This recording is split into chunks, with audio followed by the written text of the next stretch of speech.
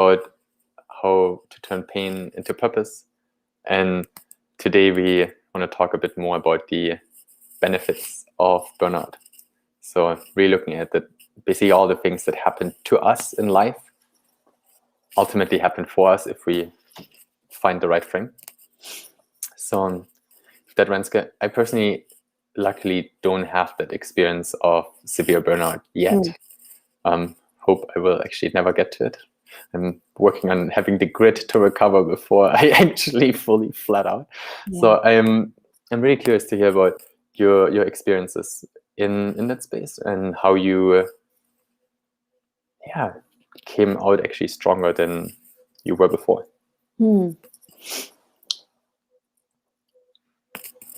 Wow, yeah, that's a big question, because it can be a very long story, but let's make it short. First of all, I believe that burnout is, it doesn't come from just overworking, working too hard for too long. It's definitely part of it. It's about recharging your battery, right?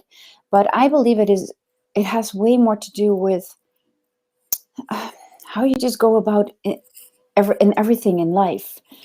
How are you protecting your boundaries? How are you protecting your energy levels? How do you protect yourself when it comes to dealing with toxic people or manipulative people? How much self-esteem do you have? What do you believe about yourself and the world? This is basically where your burnout comes from. And when I go a level deeper, it's about the blueprint that you carry in this life. Me studying human design, which you're going to speak about tomorrow, is like when I discovered about my blueprint and my design, I'm like, yes, this is everything that I've been feeling, but I have been trying to keep up with the world, which is not the way that I should show up in the world, coming from what I need to be doing here. So it has to do with so many different things than just working. And I think people that are listening that have experienced burnout or are experiencing burnout right now also feel that. It's not, you can work so hard, but if it is what you love doing, you get the energy from it. Doesn't mean that you have to recharge, right? So what are the benefits? Is well, you also mentioned another very important thing. I hope I will not go through it, and that I will recover, sooner or discover it in an earlier stage before I am really far behind in my recovery process. And that's exactly what I did. Well, wrong is like I just kept on going. So I had a really severe burnout. I was already burnt out for 2-3 years, but I kept going until I literally couldn't go on anymore. Like I could breathe. That was it. My body was just like, you cannot go on like this. So the benefits are becoming aware of all these patterns. Where do you have beliefs about yourself and the world that are really not functional, that are not helping you? How are you not protecting your boundaries? How are you letting other people cross your boundaries? And also very important, where are you crossing your own boundaries yourself all the time? How do I manage my energy levels? And then it is about deconditioning yourself. I'm in that process still, deconditioning myself from all the old stuff and ways that I created for myself, and then deconditioning, because I just mentioned before we started the live is like, I'm quite tired from spending so much time without breaks in calls and Zoom meetings and behind my computer finishing some stuff and deadlines. And I'm like, I feel it now. So I'm still learning. Yeah. But in the end, if you do, and you become aware and you take steps to become better at it and become more aware and to make changes in your daily life, that's where the benefits are. Because in the long term, you will have a much happier and more energetic life. It's actually really interesting. Because when you made a distinction between burnout and severe burnout, I was like, actually potentially while having my first kids, I probably maybe I've actually been sort of like mildly burned out, but not to the point where everything sort of shut down. What I definitely recognize is there's a level of resentment and anger rising within me at times.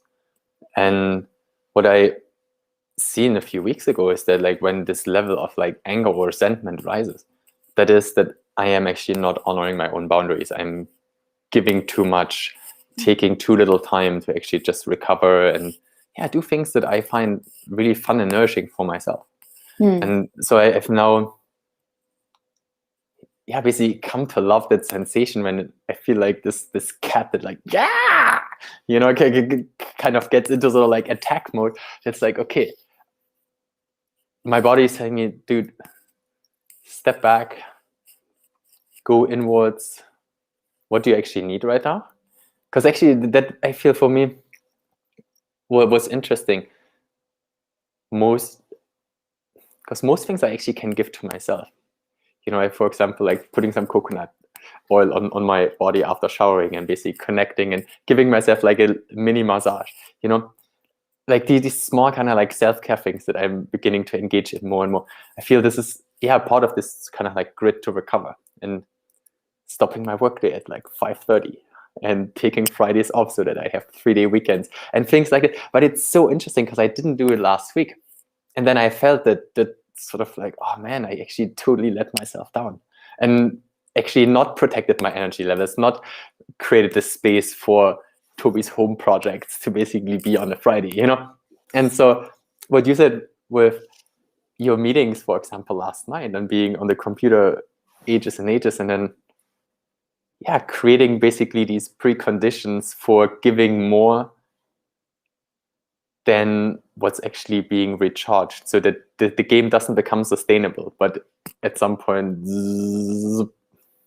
and when you do that long enough, your battery is not -10 but -100, and then it takes years. Trust me, I am still recovering 3 years in, still recovering. This is so the biggest advice that I can give to people: when you feel your energy levels dropping, or you feel some changes in your mood or in your character. I was always I'm very spontaneous and I like joking around, but I started to become more serious, or I started to become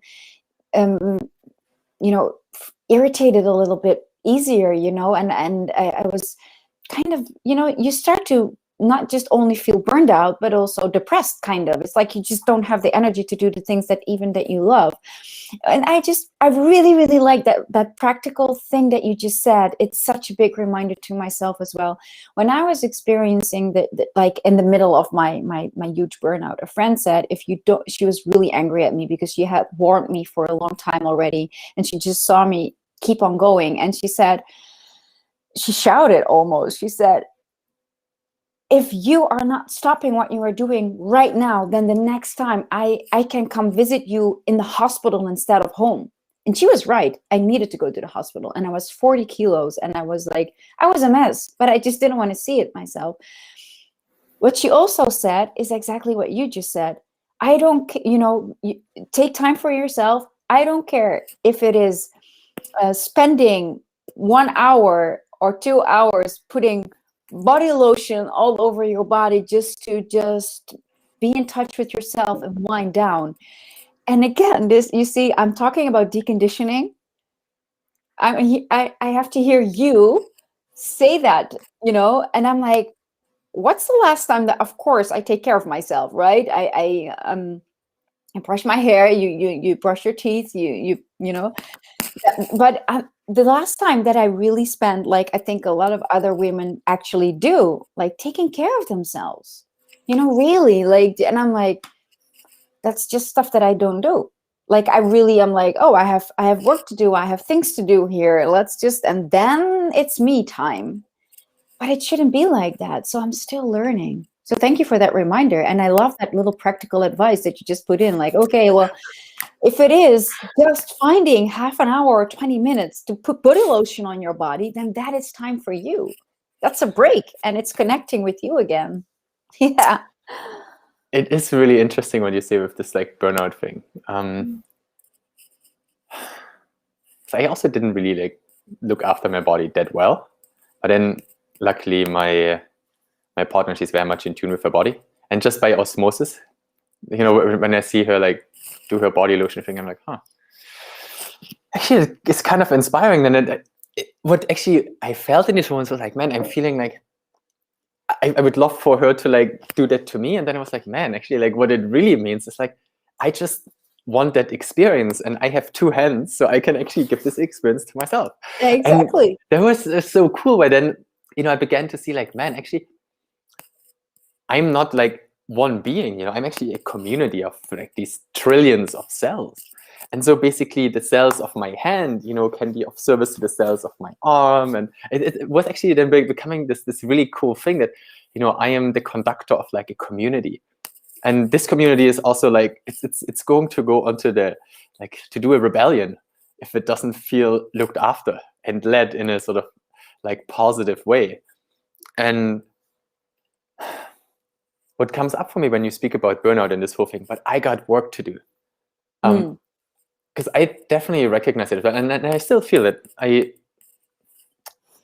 think the differentiation right now for me is that I want to do the work that I'm doing, because it does energize me. But what I recognize when I was employed, or also when I first had my kids, and like, being a father, being sleep deprived, like making money, was like, oh man, and then I'm not having sort of a support system. I definitely felt that I was just there to basically fulfill sort of outside needs, rather than really having the time to step back and be like, what do I actually need in order to be able to give? Yeah, definitely. Yeah, thank you for mirroring me again with the I got work to do.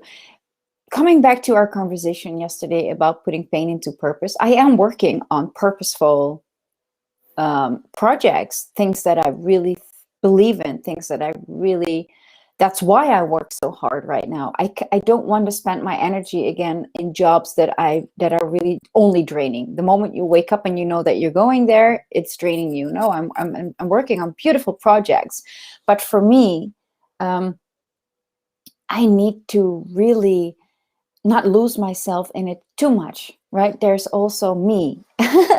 And these projects will only flourish to a level if my energy is on point as well. So that's the big conditioning process. Sometimes we think we have to give all of ourselves to make something else, reach another or best level, but it's just not like that. It doesn't work like that. And I'm talking to myself right now. Oh yeah, Renske, it's okay to work hard a few days or 1 day or 2 days in a row, or you have a deadline or whatever, but please make sure to have breaks in between, or then after that, take a breather,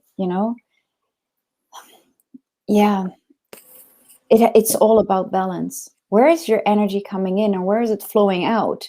With good stuff or bad stuff, things that are draining you, you should really look into those. But even if you put your energy into the good stuff, your body is still a body, even, so yeah.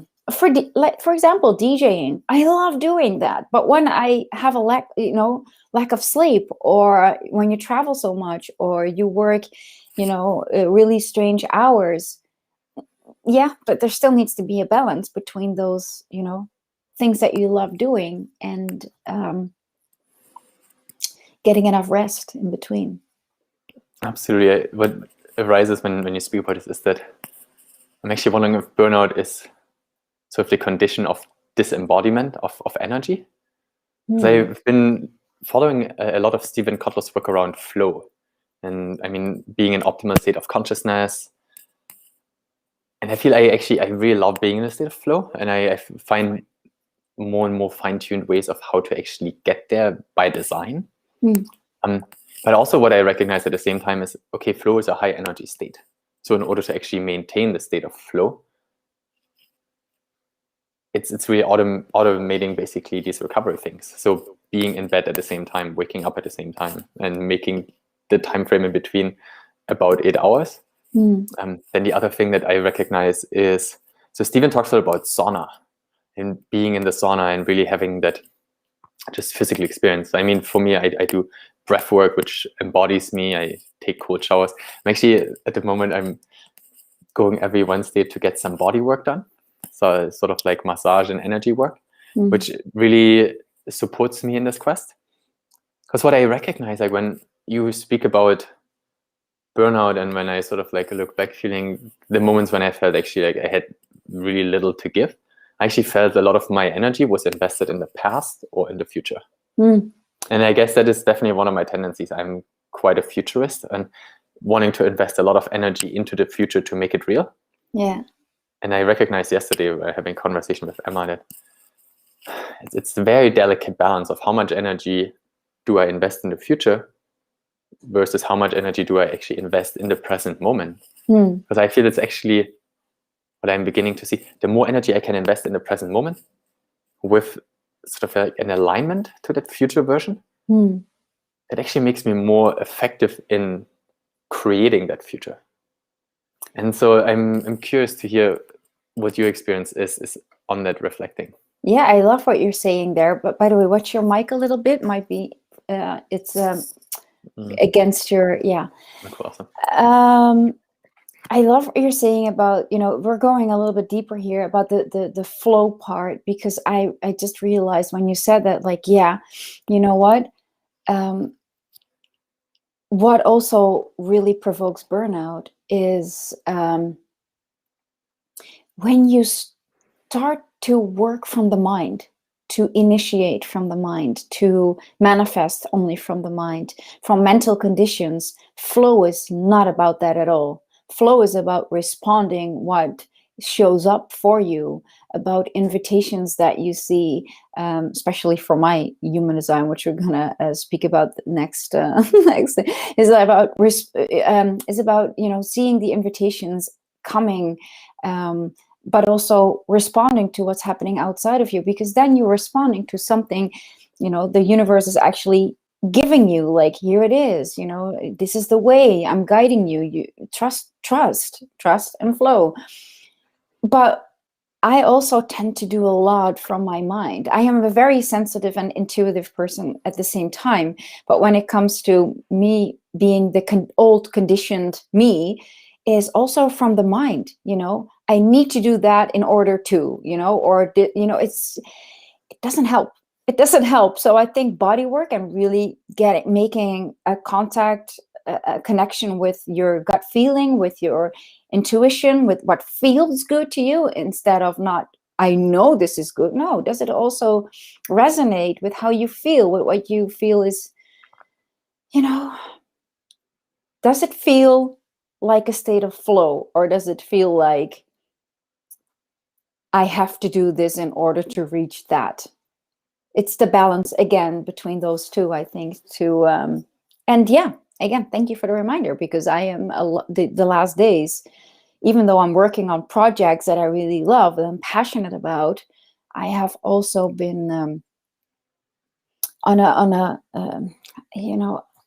like this automatic state of just do, right? Yeah, that's very mentally based. Yeah, absolutely. And I feel it actually connects to what we spoke about yesterday, the whole trauma piece. Because what I see for myself when I sort of reflect on my life is that, like, from the moment I was basically born, I didn't really feel safe in my body. Because I had this experience where, so being born in GDR, there was the setup that basically the kids, they spend time in their own room, and then they come out of the room to be breastfed by their mom, and then they go back into these little cribs, basically.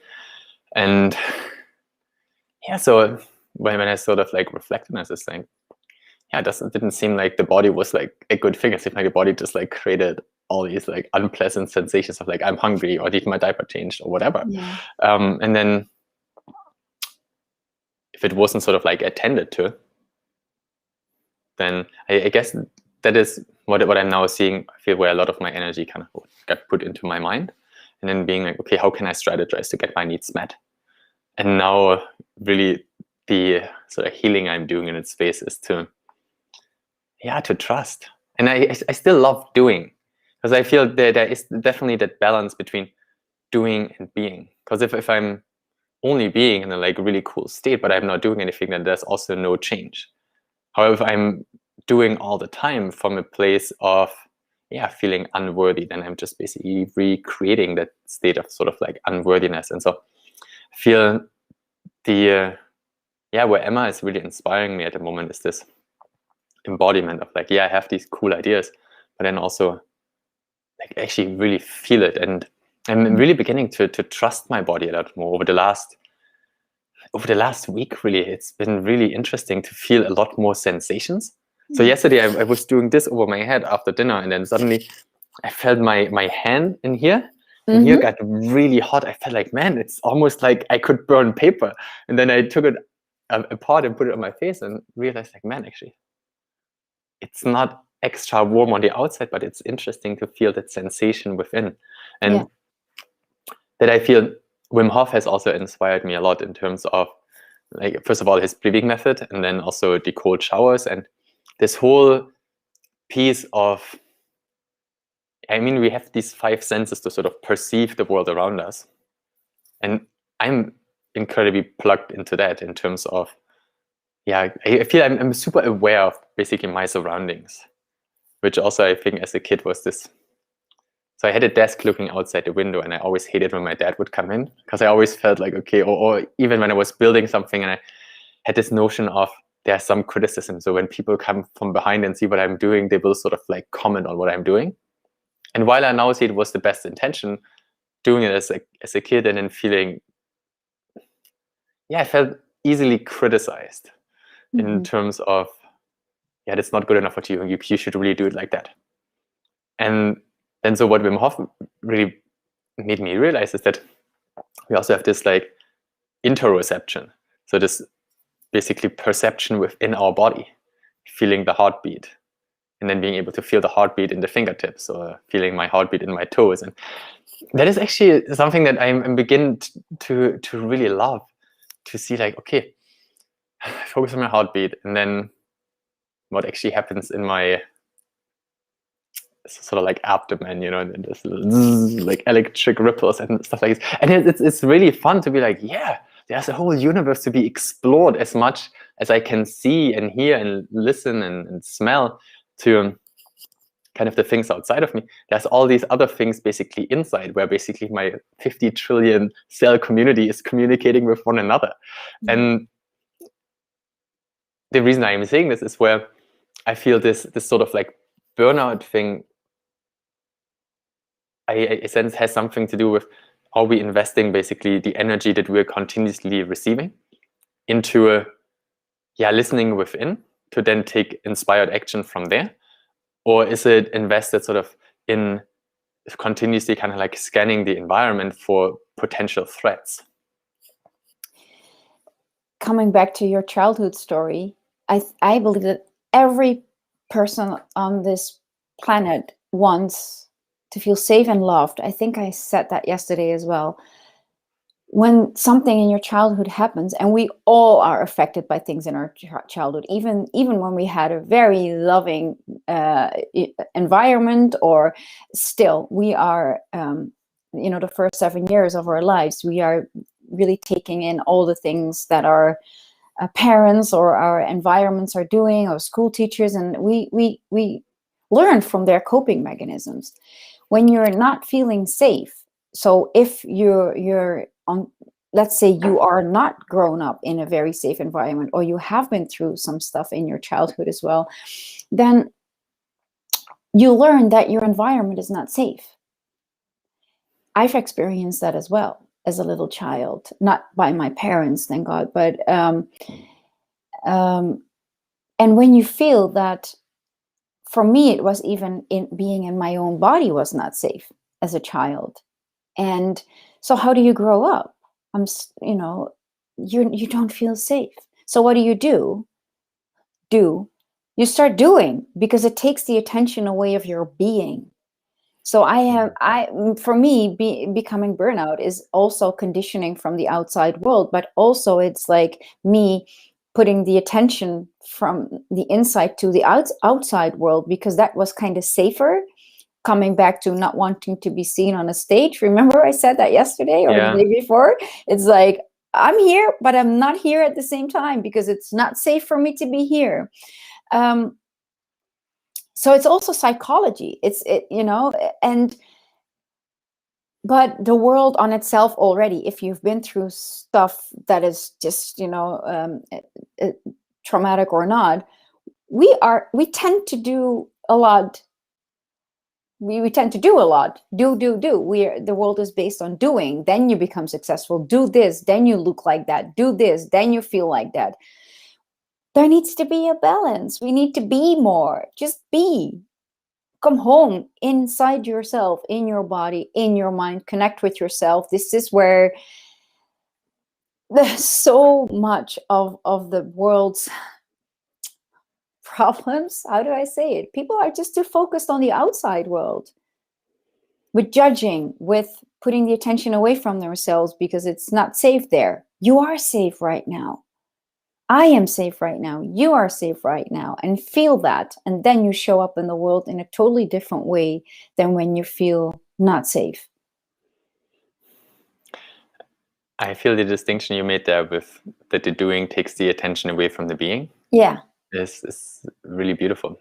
So actually in the accelerator that we're running right now, on Monday, John was doing this meditation of, okay, just envision like yourself like at the end of the week or at the end of the year, and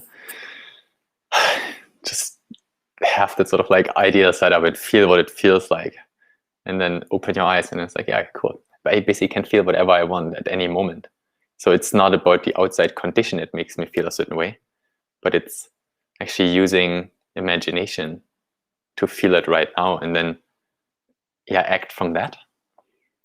And that is such a, because conceptually I totally get it.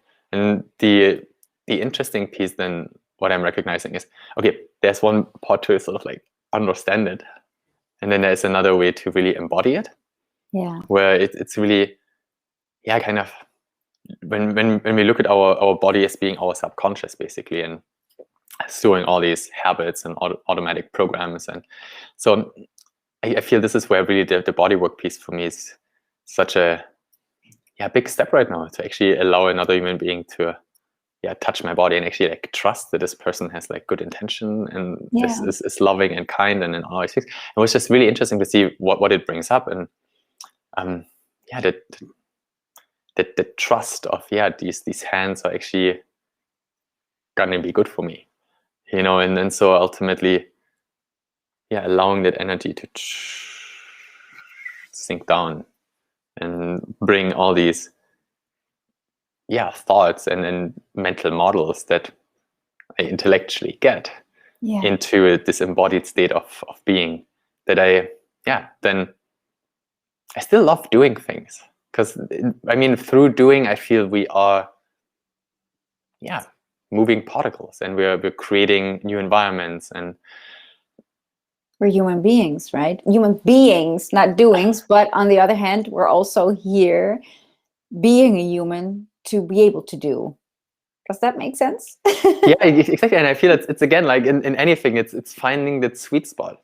Am I basically doing in order to distract myself from being? Or am I being too much because I'm afraid of doing? Yeah. Or am I able to be and take inspired action through doing? And so I feel sort of, finding that middle path of being and then really doing things that are aligned with being. And I guess for me, the big part was being afraid of like doing what actually is fun for me, and now increasingly recognizing if I can do what's actually fun and align this with my being, and there is no need to like hide anything, then I feel I'm in the, let's say, the long game.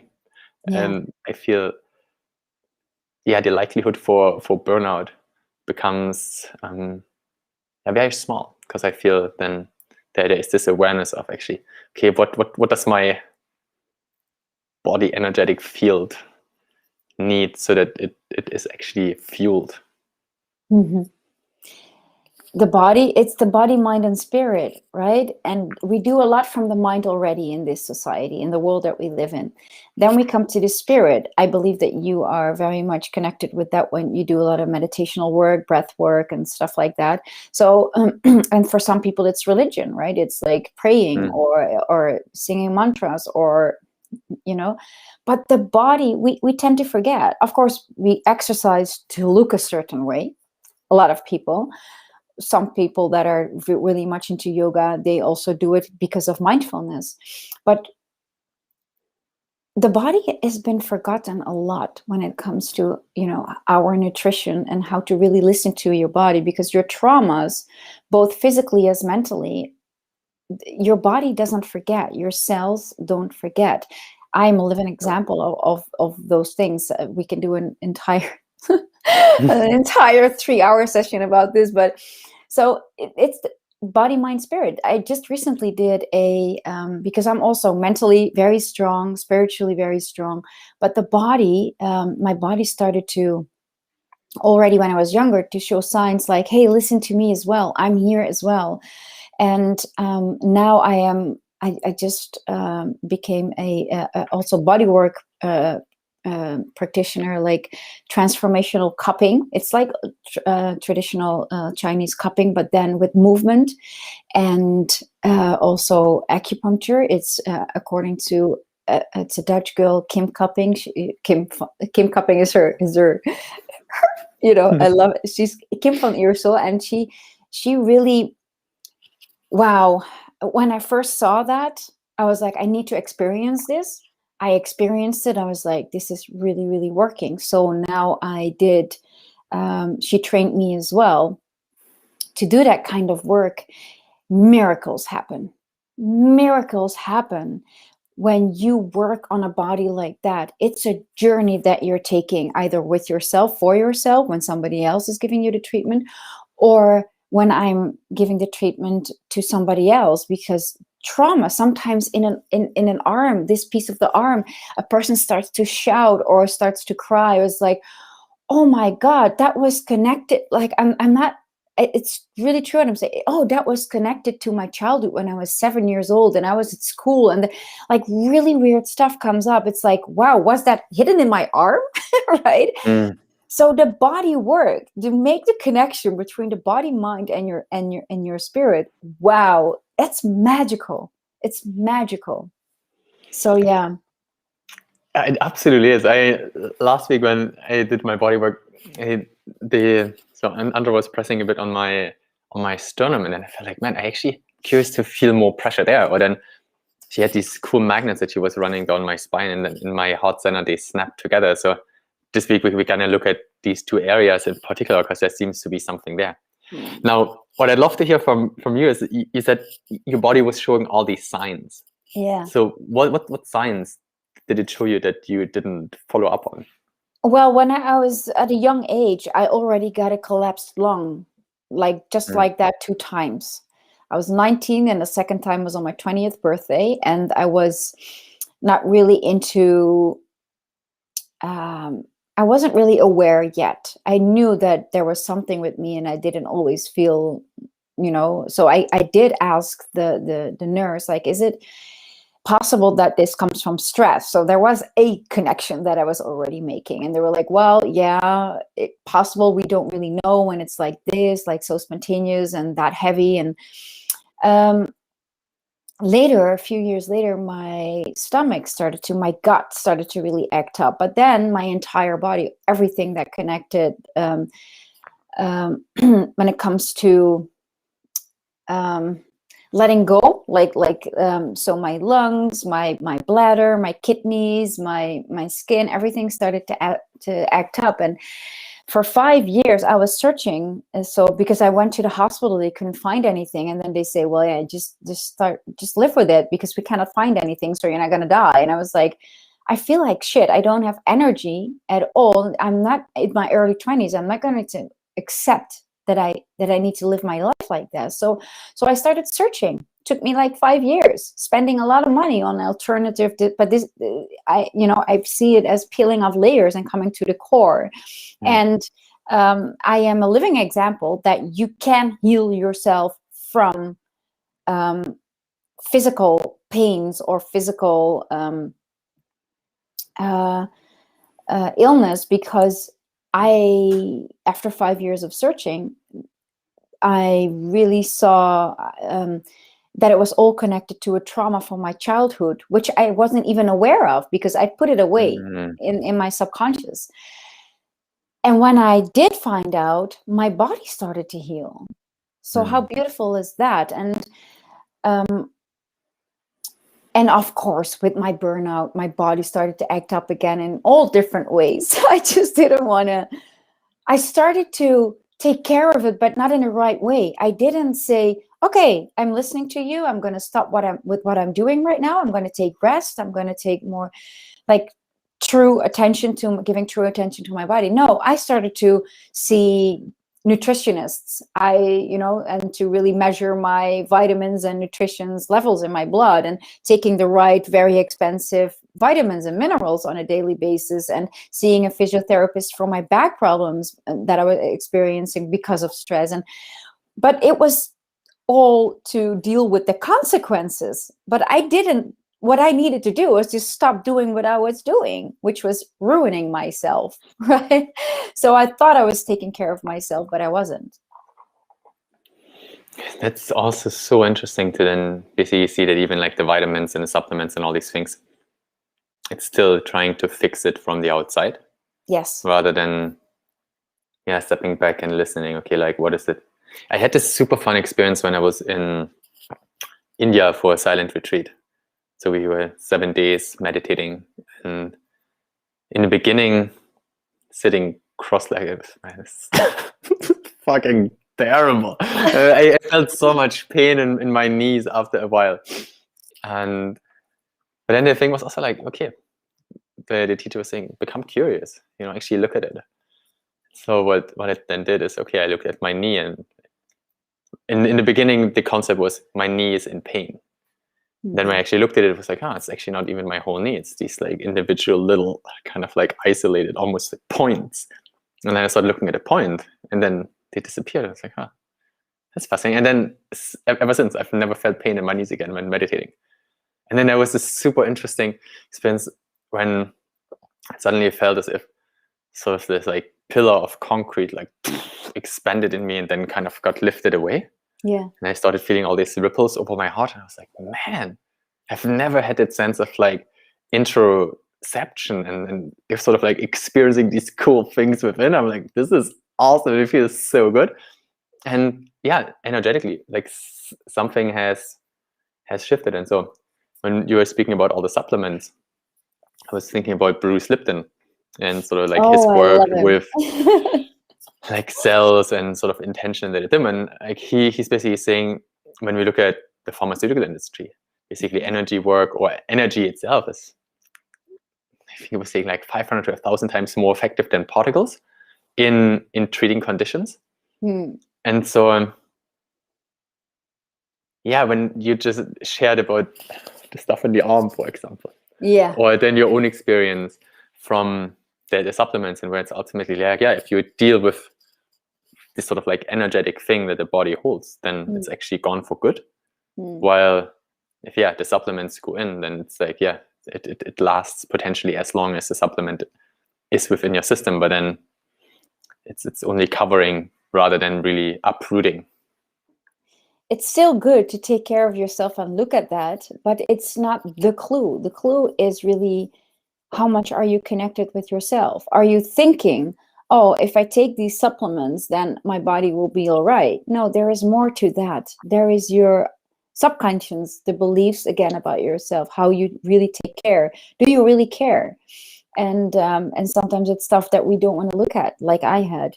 But the only way is look at it, look the monster in the eye, and then your body is like so thankful. It's like, okay, I can let that go now. It was still stuck in either my arm, my lung, I don't know what. I really believe that every physical illness that we have, I'm not saying you shouldn't go to a doctor, right? And we need doctors as well, But look at what your body's trying to tell you. It has a message for you. Every time that I feel, if it's a headache or if it's like, okay, what is it trying to tell me? And 9 out of 10 times, I get the answer. I really know where I was not aligned with my body. It's so beautiful that you say that. It's this whole thing of like deep listening and becoming actually like really present. And really, instead of seeing the body as an obstacle, really seeing it as a source of information. Yes. And like what you said there with align, I think this is really where it's at. It's like, okay, listen what information is arriving, then integrating it. Because I definitely for myself also saw a lot of not wanting to have come from a certain part of the world, or not wanting to have grown up in a certain family, or then looking back and thinking like, man, like I did a lot of things, but none of these things really felt like me. And then beginning to realize like, man, like as long as I am basically rejecting these parts, then I am creating this sort of like duality within me instead of uniting it. And it's been so fascinating. Suddenly there is like all this like power that arrives where it's like, instead of rejecting my past, integrating it and just reframing it as a very useful experience without which I would not do what I do right now. Yeah. And I would not have the level of insight into my own experience. So finding that alignment. And I feel this really brings us to a beautiful point where we can go deeper tomorrow. With the work that you do around human design, and that being one of the entry points to I mean in some way, like through the mind, begin to more understand also what's happening in the body and becoming more attuned to where I feel the answers may lie. So I'm curious to go deeper with you on that. Beautiful. I'm thinking about the topic of today was benefits of burnout. Well, and now we speak about the body. If it is so we spoke about protecting your boundaries, your energy levels, but also make a connection between the body, mind, and spiritual activities that you have in your life. And on top of that, if there's a benefit that the burnout can have, is start listening to your body more. It has a story for you. It tells you more than what you think. I guess the main benefit is really what we said in the middle, is the shift from doing to being. Yes. Because if you're burned out and you no longer can do, the only thing that's left to do is to be, basically. Yeah, I experienced that. I lost myself in doing, and I needed to be more. Yes, 100%. Thanks for your honesty and openness, Renske. You're welcome. See you again tomorrow. Yes. Lots of love. Bye-bye.